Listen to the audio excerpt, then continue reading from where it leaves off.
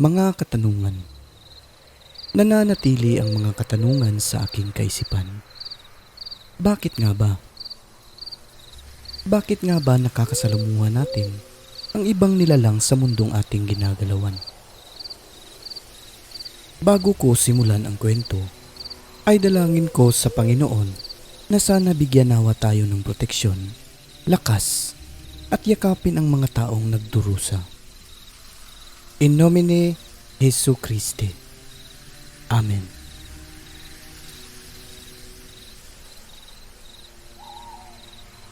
Bago ang lahat, ay binabati ko po kayong masugid na taga-subaybay sa channel na ito. Lalo na sa iyo, Sir Alex, na bumuo sa programang ito kung saan nakapagbibigay daan sa amin para makapagbahagi rin ng aming karanasan sa buhay. Sana lahat po kayo ay nasa mabuting kalagayan. Ang ibabahagi ko pong kwento sa inyo ngayon ay karanasan ng lolo ko na si Apo Domingo. At opo, tama po kayo sa narinig nyo. Naabutan ko pa siya nung mga panahong nasa elementarya pa lang ako at nasa edad 80 pa siya noon. Natatandaan ko pa na laging ako ang umaakay sa kanya kapag maglalakad-lakad ito sa ilalim ng kaniyugan. Pumanaw ang lolo kong ito sa edad na 85. Bago po siya nawala, paulit-ulit niyang kinukwento sa amin noon ang karanasan kung paano nila nahuli ang wakwak at nangyari po ito sa lugar nila sa Negros Occidental bago natapos ang gyera kontra sa mga Hapon. Sa lugar daw po nila noon ay halos malalayo ang mga bahay. Nasa liblib ang lugar nila pero sagana at iba-ibang tanim ang meron sila sa kanilang uma. Hekta-hektarya yung taniman nila ng mais, balanghoy, saging at iba pang pananim para lang pangkonsumo.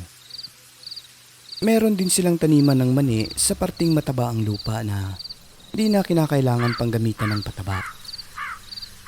Sagana ang anihan nila dito at hindi rin po yun binibenta kundi pagkain lang nila. Kung sino ang may gustong magkaroon ng mani ay tutulong lang sa pag-harvest nito at magkakaroon na sila ng parte nila. At sa mani na ito, nagugat ang karanasan ng lolo ko. Isang araw, habang abala sila sa pag-aani ng kanilang tanimang mani, napadaan yung mag-asawang taga-kabilang baryo papunta sa pamilyan. Nagtatanong ang mga ito kung ibibenta ba raw ni lolo ang kanilang naaaning mani. Ang sagot naman ni Apo Ingo ay hindi, dahil 5 taro lang sa lata ng biskwit ang parting napuntas sa kanila. Yung pagtatanim daw kasi po nila noon, sir, ay nagpaparami lang ng mga binhi nito at itatanim ulit sa susunod na cycle o taniman. Yung mga nakuha na di pwede itanim ay yun po ang kinakain. Kaya ayun, inalok niya na lamang ang mag-asawang ito na kung gusto nilang maglaga ay dumaan sila pagkabalik nila galing pamilihan at kanya na lang daw po silang bibigyan. Ngunit, nung nakabalik sila kinahapunan, ay nakatingin lamang daw ang mga ito kay Apo Ingo na ang tatalas pa raw kung makatitig ang mag-asawang ito sa kanya.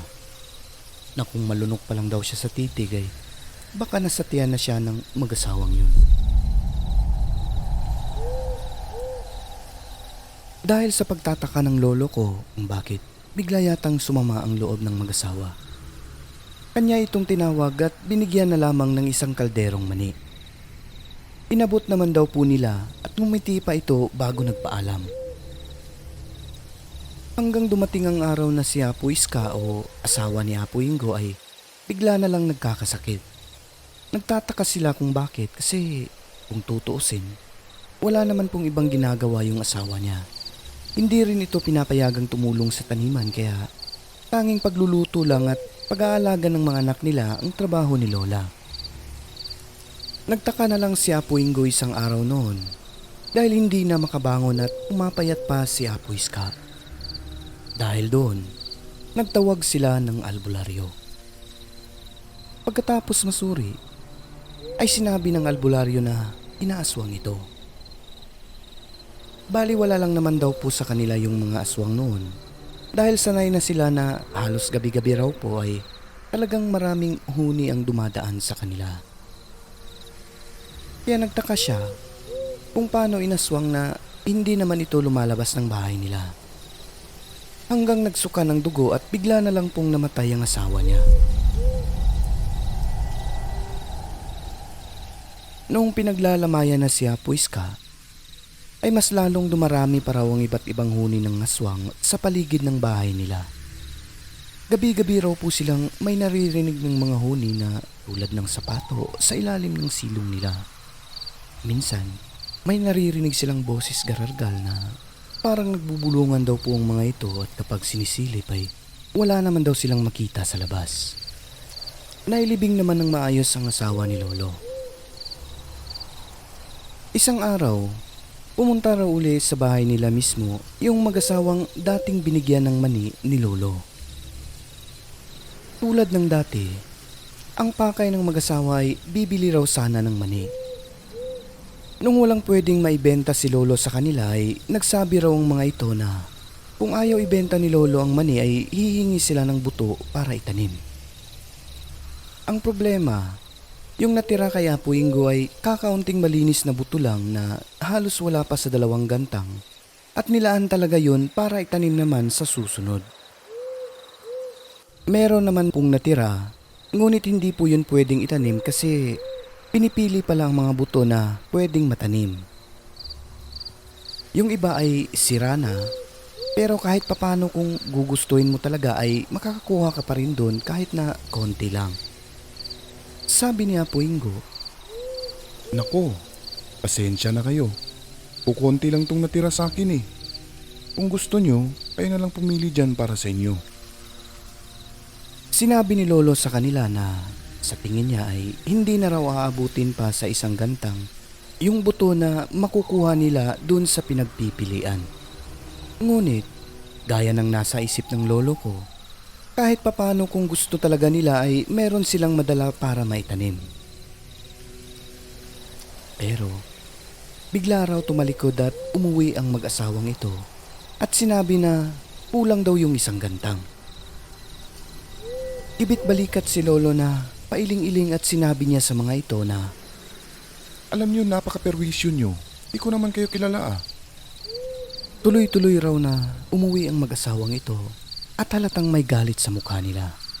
Na kung si Lolo pa, hihingi lang, aasta pa na parang kung sino di naman tumulong sa pag-ani. Pagkatapos nun, hindi nagtagal ay yung ina na naman mismo ni Lolo ang nagkakasakit. Kasama kasi nila sa bahay nila yung ina nila Lolo dati, sir. So, ayun na nga po.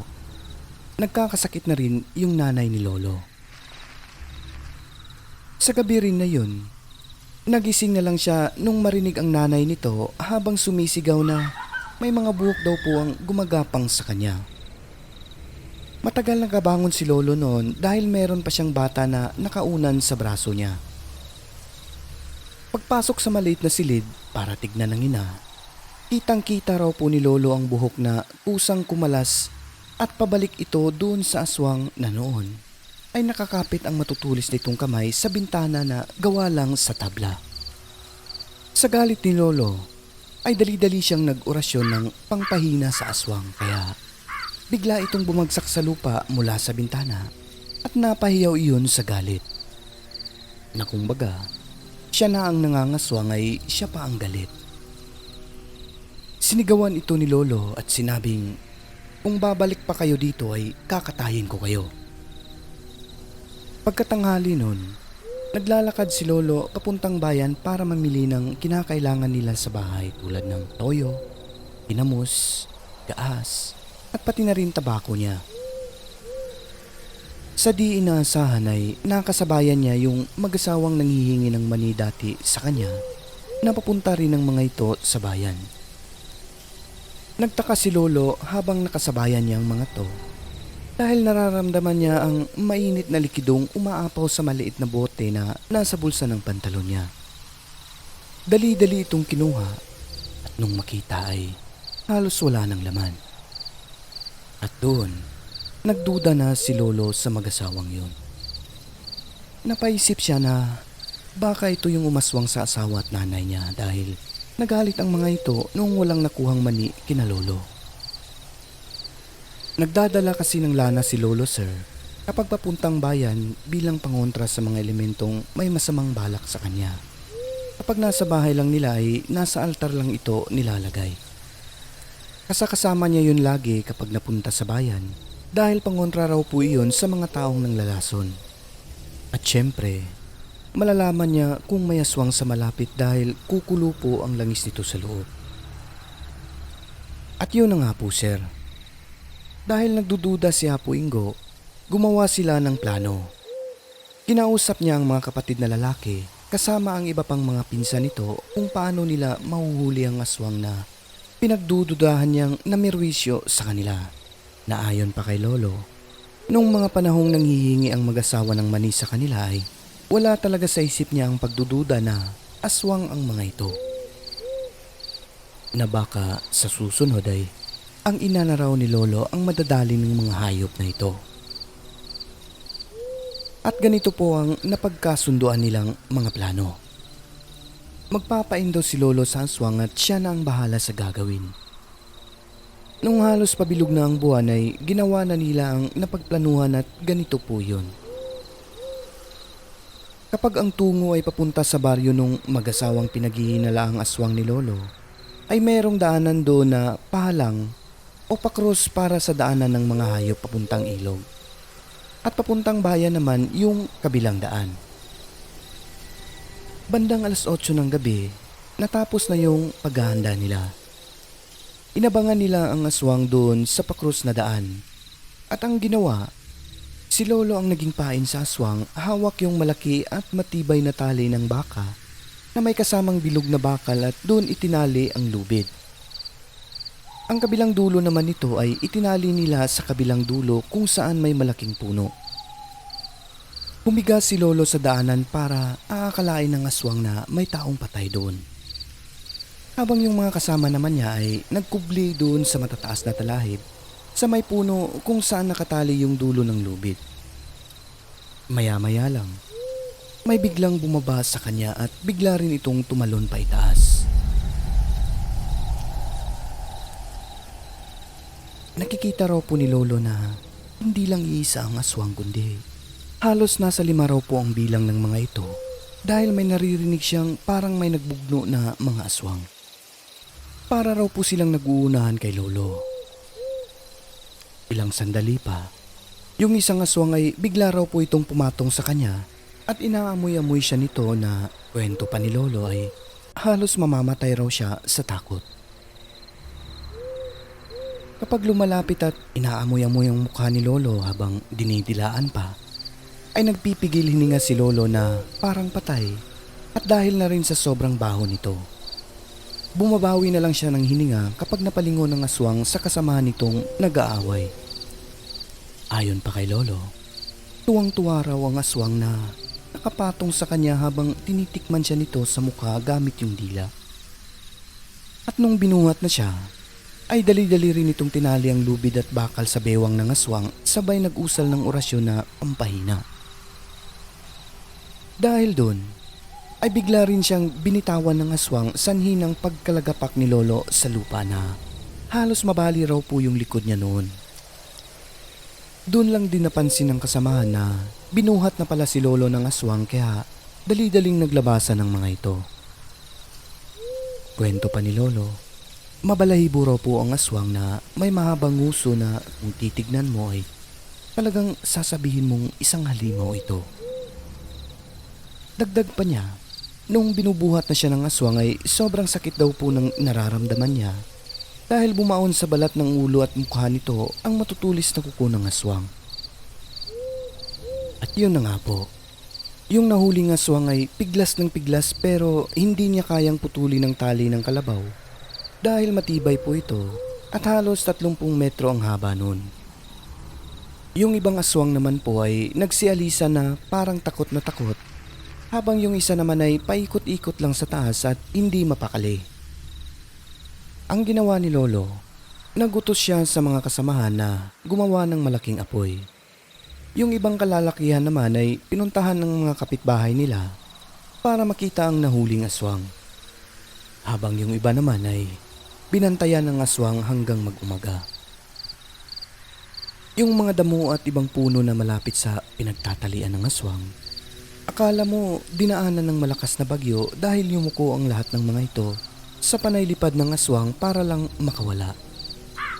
Ngunit, ayon pa kay Lolo, hindi siya basta-basta makawala sa ginawa nilang tali para sa kanya.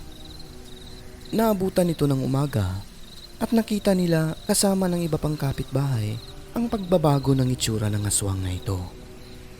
At doon ay tama ang hinala ni Lolo. Ito yung babaeng asawa na humihingi ng mani sa kanila noon. Kwento pa ni Lolo, marami raw po silang aswang noon at doon sa cross na daan ang tagpuan nila. Kapag may nabibiktima ay hindi agad nila kinakain kundi inaamoy-amoy at dinidilaan muna nila. At kapag may aagaw ay makikipagbugno sila bago nila ito maangkin. Sa tindi ng galit ni Lolo noon, sinampal niya ng malakas ang babae at pinaamin kung siya ba ang may kagagawan sa pagkamatay ng asawa niya. Maya-maya pa, tumango raw po ang babae habang panay ang iyak. Puro sugat ang inabot nito sa buong katawan dahil siguro sa pagpipiglas nito na akala niya raw ay basta-basta na lang siyang makakawala. Lahat ng taong nakasaksi noon ay sinabing wag nang pakawalan at mabuti pang patayin na lang daw ito para hindi na pamarisan ng kasamahan nitong mga aswang. Ngunit, naawa po si Apo Ingo lalo na nung malaman niya na meron pa pala itong maliliit na mga anak. Sa kabila ng galit ni Lolo ay hindi niya po ito pinatay dahil meron pang mga anak na nangangailangan ng kalinga ng ina. Ngunit, bago ito pinakawalan, ay hinayaan muna nila ng 3 gabi na nakatali sa puno at paiba-iba raw po ang nakabantay dito. Ayon pa kay Lolo, kada gabi raw ay nagiging aswang yung babae at naririnig nila ang isa pang aswang na pabalik-balik rin ito tuwing gabi na parang gusto niyang tulungan yung kasama niyang aswang. Nanghihina yung babae kapag sa araw at sa gabi naman ay lumalakas kapag nasaan yung aswang na ito. Sa kabila ng ginawa nito sa pamilya ng lolo ko at dahil sa awa na rin siguro ay pinakawalan pa rin nila ang babaeng yon. Ngunit pagkatapos ng pangyayaring iyon, pagkatapos pakawalan ng babae, nung linggo ring yun ay namatay ang nanay ni Apo Ingo. Nung mailibing na ang ina niya ay nagpasya silang lisanin na lang ang lugar. Ibinenta na lamang ito sa mas murang halaga. Masakit mang isipin ay naglakbay si Lolo dala ang 6 na anak sa Mindanao at doon na po naninirahan. Hindi na ito nag-asawang muli at tinaguyod na lamang ang mga anak hanggang sa naipanganak kami. Kung nagtataka kayo kung bakit naabutan ko pa si Apo Ingo, ang mama ko po kasi ay nag-asawa sa edad na 13 anyos lamang. Kaya ngayon, ang mga kwento ni Lolo sa akin nung grade 5 ako ay kinukwento ko rin ngayon sa inyo. Maraming salamat sa lahat ng tagapakinig at sumusubaybay sa channel na ito. Sana ay nagustuhan ninyo at sana ay patuloy nating suportahan ang channel na ito. Ang inyong lingkod, Inday. Ang mundong ating ginagalawan ay nababalot ng kahiwagaan na tanging ang Diyos lamang ang siyang may kasagutan. Ako po si Alex at ito ang Southern Mindanao Creepy Experience.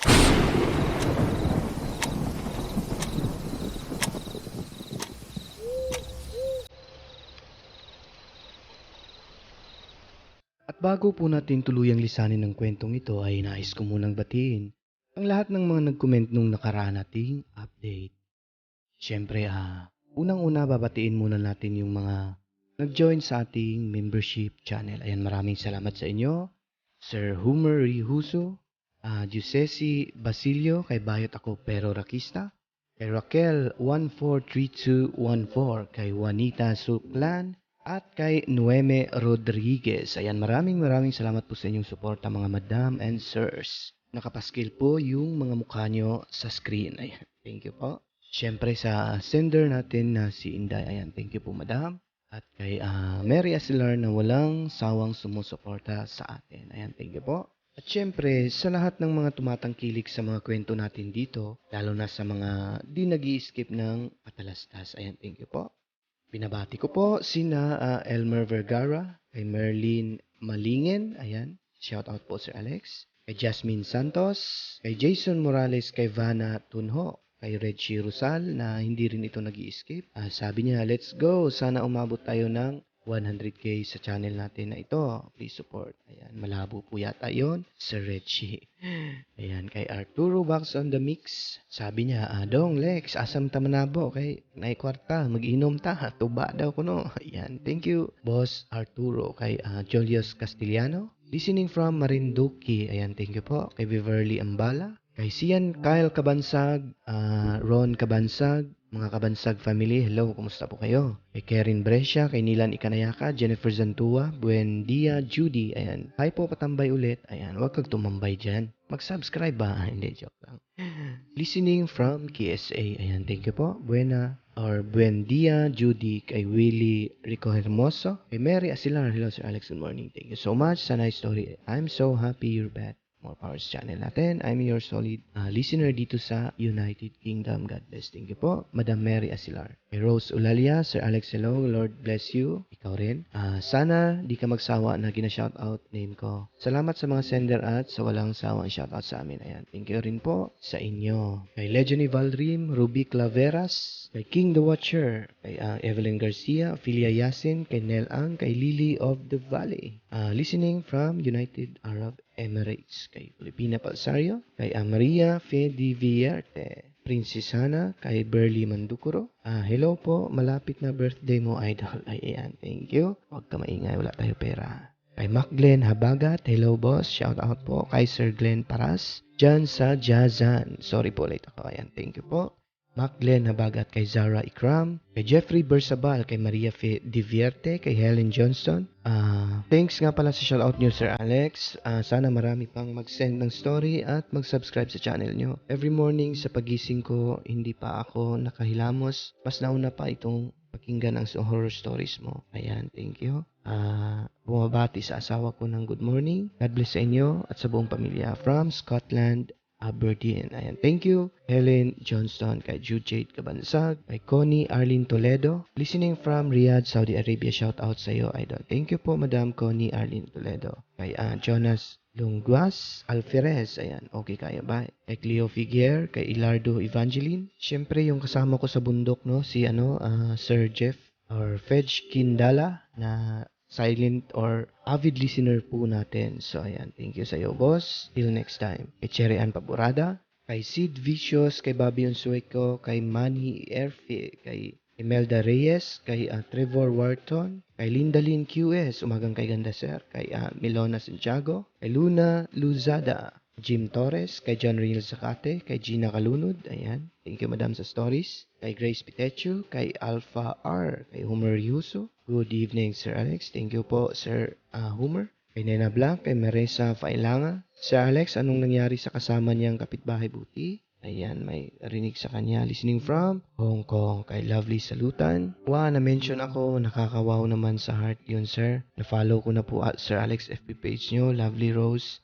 Bravo Daniel Alawami FB account ko po, Boss Alex. Once again, thanks pala sa shoutout. Ayan, thank you din po. Lovely Salutan. Kay Jasper Raid Stories, kay Fatima Ancino, Sarcel Yome, Zaldi Culiao Kundat. Listening from Nueva Ecija. Sir, always listening to your stories, more power. Sir, thank you po. Ayan, thank you rin po. Zaldi Culiao Kundat. Kay Teresita Seron, Karin Mendoza, from Hong Kong po, 68 comments. Ayan. Thank you. Kay Luna Ray Perez, kay Floki Donaire, LCD Acosta, Mr. Lista 03, kay Helen Ruiz, J. Lota, kay Irene Roma. Good morning, Sir Alex. Shoutout pala sa asawa ko na si Sir Jervy Villanueva. Kami po ay masugid na taga-subaybay ninyo. More power and God bless. Ayan, thank you po sa inyong mag-asawa, Madam Irene Roma. Ayan, tama ba? Kay Juvie Agustin, Sally Coleman Hashins, Listening from Yuba City, California, kay Bunsay Shua, Darin Weird, Rubina Dairo, kay Jeneline Akalain, Chona Labrador, kay Sweet Lady Centeno, kay Melanie Pulinag, hello po Sir Alex, sa wakas, ayan. Shout out from Tatalon, Quezon City. Ayan, thank you. Melanie Pulinag, kay Len Salcedo. Listening now. Shout out, appreciate it much. May God. Abundantly and in good health. Ayan, thank you po. Lynn Salcedo. Ay, gintuyo ko eh. Parang pipikit na yung mata ko. Kay Lency Shua, Jolina, kay Kulap Pepe Ibit, kay Marisa Advincula, Pagkagat ng Dilim ADC, kay Faye Francisco YouTube channel. Ayan, thank you po. Sabi niya, hello sir, I'm listening from Dipolo City sa kadugay na akong paminaw. Karon pa jud ko naka-time og comment kay kanila naging busy naka-earphones ko permi samtang naminaw sa imong istorya. Ayan, shout out day sa akong bana sir si Carlo Mendoza. Hi babe, mahal na mahal kita. Lagi mong tandaan, palagi man akong may tupak at tuyo. Mahal na mahal kita. Sir Idol, Bisaya at Ilonggo po ako, kaya nakakatuwa na marinig ang story ninyo. Wala akong pinapalagpas sa mga story niyo. God bless sir. More power sa inyong channel. Ayan. Thank you po, Madam Faye Cancesco YouTube channel. Kay Janet Liguaton, listening from Malaysia. Walang sawang nakikinig. Thank you po. Kay Melanie Kimpan Alvero. Adik na ako sa programa mo, sir. Pakawalag kalaay o kabudlay. Ayan, thank you po. Melanie Kimpan Alvero. Kay Wilma Galamiton. Kay Grace Di Guzman. Miss Ning Mary Shahin. Ingat po tayo lagi. Kay Antonio Parcon. New subscriber here, Sir Alex. Mga nami iya horror story mo ba? Shout out ko, sir, ha? Ayan. Thank you. I support your channel. No skip ads. Tayo, guys. Listening from Paranaque City. Ayan. Thank you po, Antonio Parcon. Kay Joris Ivano. Michelle Kusay, kay Jemer Villarmino, Maria Fumoto, Nish TV, Wang Chu Gonzaga, kay Gerzel May Grijaldo, Relian Jessamine, kay Giselle Gajosta. Shout out Lord sa taga Lanoy sa Jensan, Happy Fiesta. Lanoy, Kalumpang na ba? Ayan, thank you Giselle Gajosta. Ayan, kay Rowena D.S. Velasco. Good afternoon po. Kay Amaya May, nakikinig habang nagluluto. Thanks Lords from United Arab Emirates with love. Kay Jennifer Eriman, Leslie, Aileen Mirafuente, Zandro Continente, Miss Miami Laurel, Jonard Magnifico, Juliet Delgado, kay Jude's Evening Star. Sabi ni Juliet, salamat dong si tita mo taga-Butuan. Ayan, basta dili busy ay permi nakinig sa programa mo. Thank you Juliet Delgado. Kay Erwin Ablao, Tabo, saod sa amin yan. Tawagin idol. Thank you po, Erwin Ablao. Kay Welma Suganog. Go, Bisayan Dialect Boss na may joke. Gandang pakinggan talaga. Ayan, thank you po, Welma Suganog. Kay March Lagria. Ayan, lindot kayo, Dudong Alex. Kay Maria Teresa Huerta, Weng Ares, Miss Libra, Judith Nonan, Marites Guevara, Milan Cañete, Vilma Abulag, kay Michael Tare, boss nyo, parang bait-bait nyo, at malambing ganda sir mga kwento mo. Ayan, thank you po. Madam Michael Tare, kay Cici Basilio na member ng ating channel. Good evening po Sir Alex and sa lahat ng mga ka-Southern Mindanao. Nice story po. Yung ibig po sabihin ng tabo is tagpo sa Tagalog. Parang tagpuan po yun ng mga nagtitinda at namimili. By the way, thanks po ulit sa shoutout sir at pa-shoutout po sa mga kids ko na adik sa pakikinig sa inyo. Sina Arian Gonoy, Jethro Zyrus, and Zian Guwafo. Kasama na rin si founder namin si Ruel Guwafo. Thanks po again, more power sa channel. And God bless always. Ayan, thank you Diocesi Basilio kay Buds Vasquez. Ang ibig sabihin ng tabo ay tabuan sa Bisaya. Gusto ko talaga ang mga kwento mo. Idol, God bless. Thank you Buds Vasquez, kay Marilyn Cuenca, kay Christine Olson, at kay Noemi Rodriguez na bagong member sa ating channel membership. Ayan, thank you po madam. Sabi niya, I like the stories. Napapakinggan ko basta tuloy-tuloy lang Kuya Alex. Basta true story game kami ng sister ko. We love listening sa kwento mo. God bless and me lol. Ayan, thank you po Madam Noemi Rodriguez. At syempre sa mga basher natin, peace na tayo be. Ayaw ko nung may mga taong nagagalit sa akin. So please, kung nasaktan ko kayo, pagpasensyahan nyo na po ako, patawarin nyo na po ako kung may kasalanan ako sa inyo. Pasensya na, medyo puyat, pagod, parang pipikit na yung mata ko. Ug sa Inlonggo pa, tuyo na ko. Ug sa Binisaya pa, tulugon na kayo ko. Ayan, thank you po sa inyo. At sa lahat ng mga silent listener ay welcome po kayo sa channel natin. pumasok na po kayo at i-hit ang subscribe button. Siyempre, huwag niyo pong kalimutan ng notification bell para naman po ay updated kayo sa mga bago naming kwento. Muli, maraming salamat po sa inyong lahat at sa mga suportang binibigay po ninyo sa channel natin. Huwag kalimutang tumawag sa taas. I love you.